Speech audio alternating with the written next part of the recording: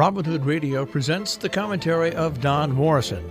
Don is a former editor at Time magazine. He's an author, lecturer, and member of the Berkshire Eagle Advisory Board. On a hot July night in 1967, a black taxi driver named John Smith was stopped by two white cops for a traffic offense.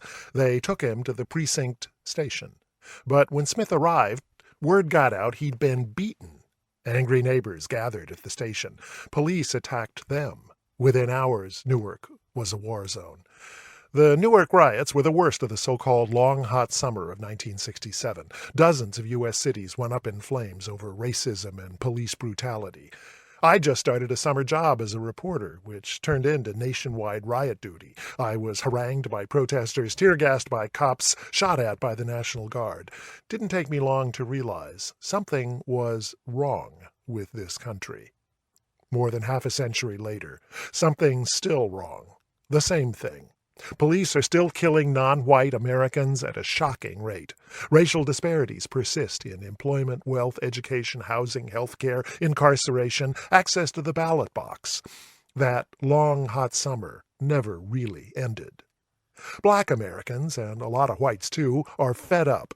After the George Floyd killings in Minneapolis, they've been lashing out in cities across the country, using what Martin Luther King Jr. called the language of the unheard.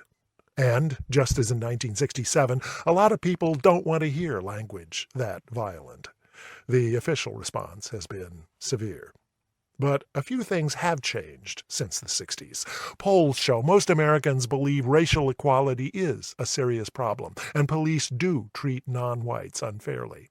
Some police chiefs agree. They've been adopting better training and arrest techniques, more community policing. Still, what we used to call the root causes of racial injustice endure. Days after the Newark riots, President Lyndon Johnson set up a commission to find out why America's cities had exploded and how to prevent a recurrence.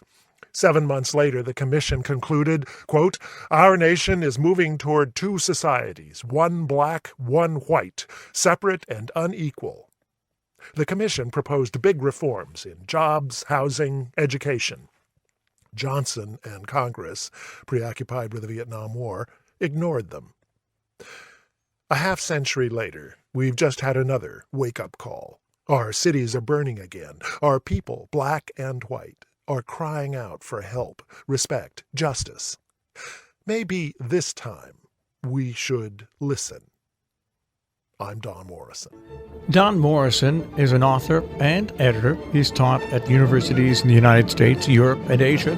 He's the European editor of the British magazine Port and a member of the Berkshire Eagle Advisory Board. He lives in Paris, Miami, and in Berkshire County.